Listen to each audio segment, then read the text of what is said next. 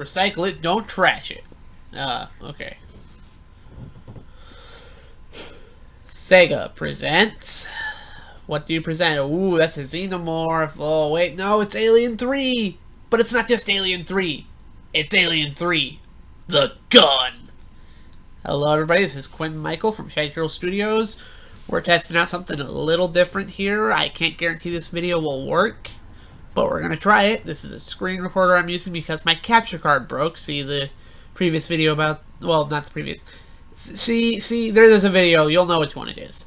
Anyway, let's just start this up. This is an old arcade Lightgun game that I am emulating with MAME, and I'm going to have to use a mouse for the gun, but, you know, whatever. This was actually requested by a friend, and I said I'd let him see it. So, friend, you know which one you are? This is for you. So, this is obviously a tie-in for the movie Alien 3.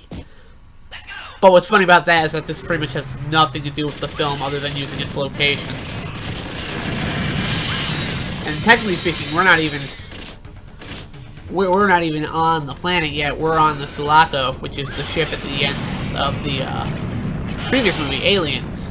And really, this game has a lot more in common with Aliens, because if you've seen Alien 3, you already know that that film has only two aliens in it. But this game has a ton of them.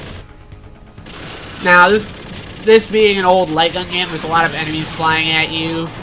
A lot of instances that are kind of unfair, where an enemy will pop up in the corner of my screen, like you saw. But it's actually one of the easier and more fair ones I've played. As you can see, you've got a fairly sizable health bar, and they give you health upgrades frequently enough that I can see you make it through the... I think you can make it through this on a few quarters, maybe. Except for the level 2 boss. When we get to that, you'll see... Ah, crap. Or you do something like that.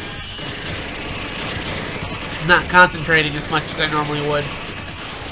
I've actually played through this first level a lot, trying to get the settings set up right for the screen recorder. I'm using OBS. I forget what that stands for. It's like Open Broadcast Software. I don't know. It's a fairly well... see, that's what I mean about enemies popping up in the corner. Sometimes they just do that. Thankfully, we picked up some health supply, and we'll probably make it through this first stage alright. This is the game I was actually going to record when I broke the Elgato. Would probably look a lot prettier and be a lot less complicated to set up if I was using the Elgato, but can't always be a winner. Ah, I got hit. That's okay, I don't think I'm going to die on this first boss. It's pretty easy as far as first bosses go. Whoa! Haha! And it's the Super Face Hugger. I guess that might be a Royal Face Hugger, but that's just diving into the lore. Speaking of the lore, this game actually captures the look of the movies quite well. I mean, this is, for anybody who knows their Alien stuff, this is obviously one of the, I forget what the place is called, but it's like the place with, like, the cryo chamber things. You know, the things that they... Like, in the Aliens universe, instead of having, like, hyperspace... Oh, wow, I might actually die on this boss. Nope. Alright, but yeah, instead of having hyperspace in the Aliens films, I'm gonna die the moment I walk out the door in the next stage, aren't I? The Aliens films, instead of having, like, hyperspace or light speed or whatever, instead it's hypersleep, and basically it puts the people in the ship to sleep in those pods that we just saw, and they sleep the entire trip. It's a very interesting concept, and I do quite like it, and I think it's one of the more realistic depictions of space travel. It's one of the things I like about the Aliens universe, is that a lot of it's a lot more cold, hard... It's what I believe some people refer to as hard science fiction. Bleh. I can't speak straight. Just gonna shoot that runner in the butt, and then pick up this flamethrower. The flamethrower is like your most useful weapon in this game. Damn it. Oh, there we go. That's our first death of the game. That was actually one of the crappier runs I've done of the first level. And I assume the gameplay here will be rather poor for me, just because I'm not concentrating as much as I would on shooting because I'm talking. And eventually we're gonna get to the point in the game where I'm not even paying attention and I just let myself get hit. I wasn't trying to let myself get hit there. That was just a lot of guys. Probably should have used my bombs on that one. Because those clear the entire screen, as you would imagine, like this. And we're going to pick that up because that's going to be necessary. And there should be one more guy that pops over the fence right there. Then we go into this landmine field. Ugh. Oi! I don't remember that guy from the corner of the screen coming up there. See what I mean? Sometimes it's just bullcrap moments like that. And I have another bomb. Something you may have noticed is that I don't actually have like an ammo counter or anything, and I don't need to reload. Screw you. Instead, okay, that's just. I do not remember that. I do not remember being that many cheap moments right there. Although I did say that the boss level 2 is rather cheap, so maybe I should just amend it to level 2 being cheaper. Maybe the whole game's cheap and I'm just lying on my butt. Now, I definitely don't remember these robots from the films. I don't know if they pop up in one of the later Alien films. I've seen the first 3 at this point, and I only saw Aliens in Alien 3 recently. I saw the first Alien a couple years ago. I mentioned this during my Metroid playthroughs. Videos that probably aren't up yet when this goes up. Trust me, the longer we get into the Metroid series, the more stuff we're going to see there. This video is actually being recorded long after I completed both AM2R and Super Metroid. I actually took a bit of a break from recording for a while.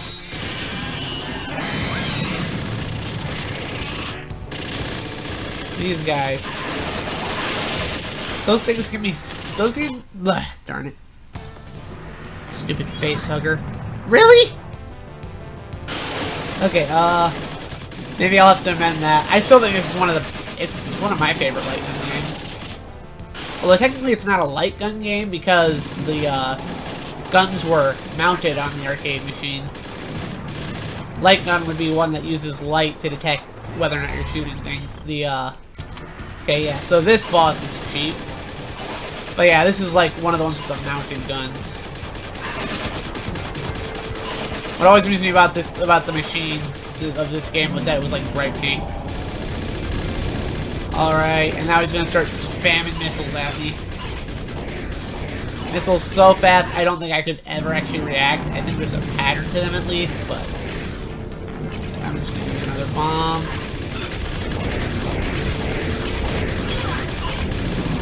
Alright, and if we can survive this, we should be able to take him out. Alright. Yeah, I hate that boss. That is my least favorite. I've played through this game once or twice. This is probably my least favorite boss.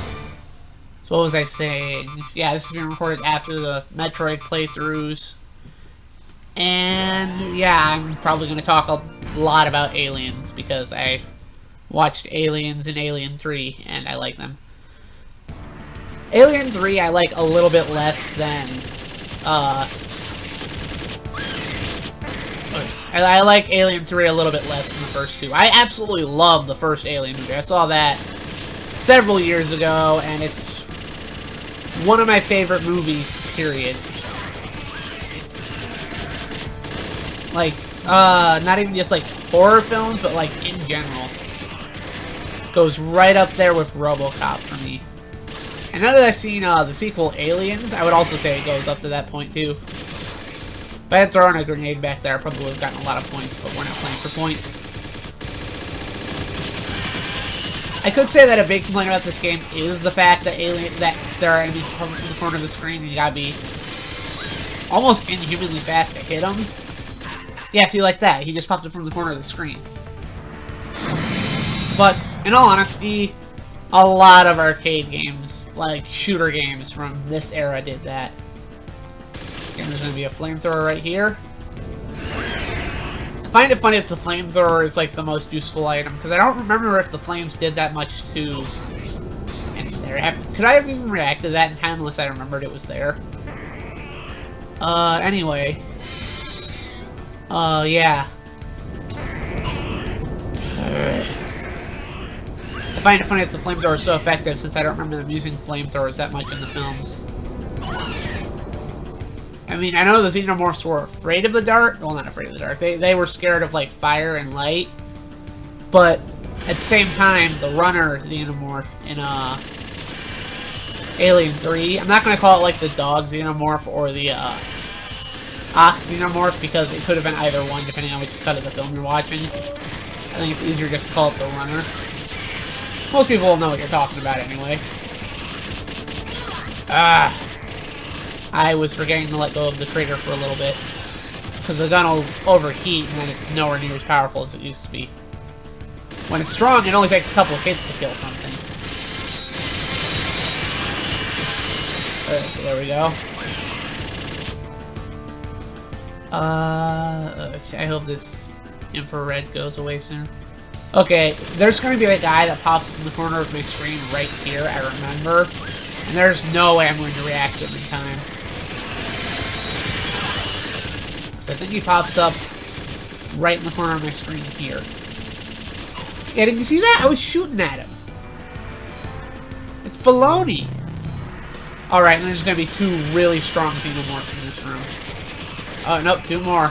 I remembered wrong. Okay, there's more than two. And then there's going to be the boss Xenomorph, which is just a really big one. Again, it's not... It borrows the location from the film, but the story, not so much.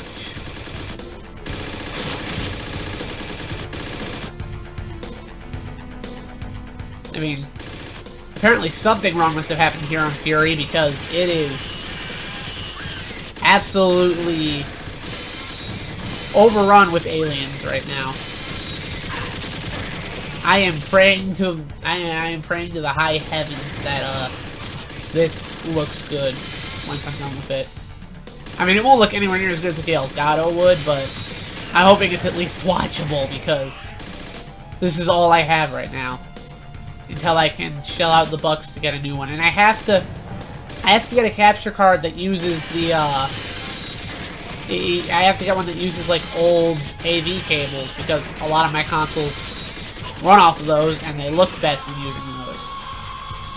Trust me, trying to record them with HDMI to, like, an HDMI converter looks terrible, so I have to... I'm gonna try to get one that's the same model as mine, but I think those were retired recently, so I'll have to get one that's either refurbished or used, and they're still not cheap even like that. I think this place is already a hell.